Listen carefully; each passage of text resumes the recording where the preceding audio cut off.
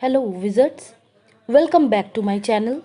Students, today I am going to discuss about the chapter Tissue from class 9.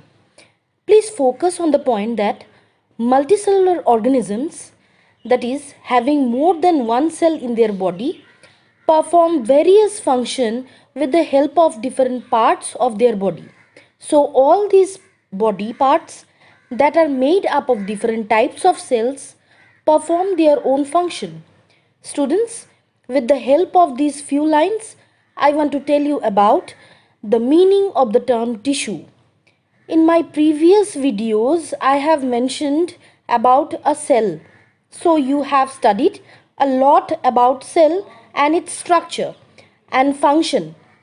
Now we will study about groups of cells. Focus on my words, groups of cells. Let me give you an example. If I want to construct a beautiful garden in my home, I have to do lots of work like finding a suitable place for it, purchasing essential things like pots, soil, plants, fertilizers, etc. Thus, I have to do lots and lots of work, that is arranging everything and try to make it beautiful and natural. But what if I have 2 3 friends with me who are expert in this field and are able to do the task nicely? My work will be finished properly within a few days only.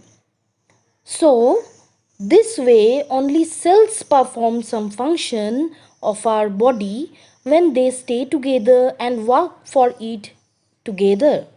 So, we can say that when groups of cells of same size, shape, appearance stay together and perform a particular function, they are known as tissues. In our NCERT book, the definition is given as a group of cells that are similar in structure and or work together to achieve a particular function forms a tissue. This is the exact definition according to the textbook. Well said, as it means that these cells' task is to complete a work or perform a function for the organism's body only. So, students, I am having a doubt, or you may also have a doubt in your mind that whether plants and animals have same types of tissue in them. Not at all. In the previous chapter, as we have understand and I have explained you that plant cells and animal cells are different, so they together make two completely different types of organisms. Plants are stationary, whereas animals can move. So the tissues function accordingly. So there is a difference between plant tissues and animal tissues. Plant tissues are groups of cells that are specialized to perform specific function in the plant body itself, and animal tissues are groups of cells that are specialized to perform specific function in the animal body itself. Since plant tissues are found in plants and plants are stationary, so they function accordingly. Whereas animal tissues are locomotive type, that means they support locomotion. Animal tissues, on the other hand, they have living cells in their body, whereas plant tissues have both living as well as non-living cells in their body. Plant tissues require very less energy for the performance of the work, whereas animal tissues require more energy. That is because of the locomotive nature of the animal tissue. The plant tissues are capable of producing their own food, that is by the process of photosynthesis, as we all know. For that purpose also they have specialized cells, and these cells perform together to perform the function, that is to make food, that is by the process of photosynthesis.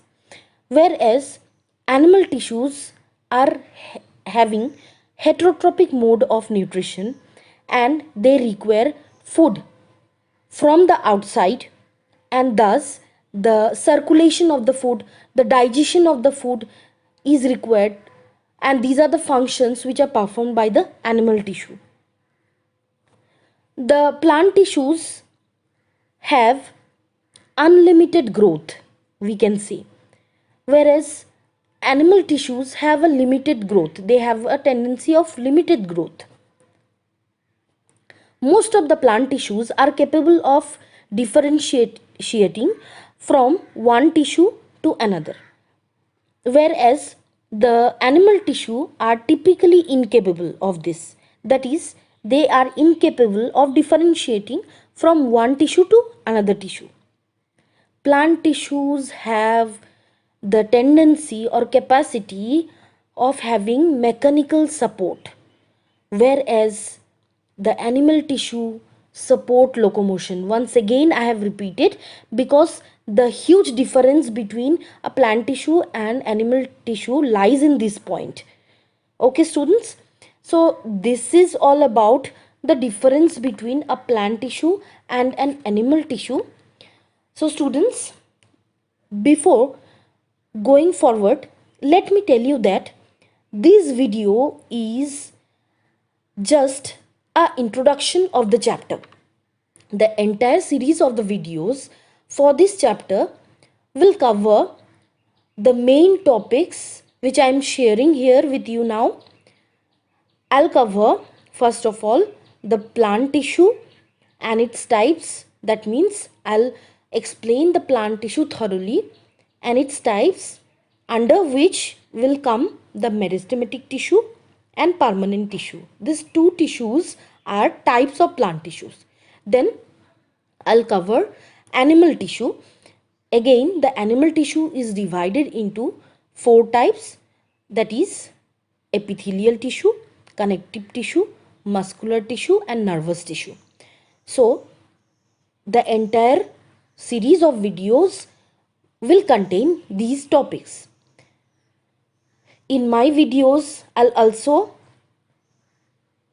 finish the entire chapter, and the videos may contain some charts and tables that I'm going to demonstrate in my own handwriting to make it simple to understand. I'm going to add videos on some differences of tissues that are quite confusing in this chapter. So students, it is my humble request to you to keep a watch on the series and see the video in its full length. Thank you. That's all for today. Have a nice day. Please stay tuned to get my upcoming videos. Please subscribe to the channel and press the bell icon. You can also ask me some questions or can clear your doubt by typing in the comment box. That's all for today. Thank you.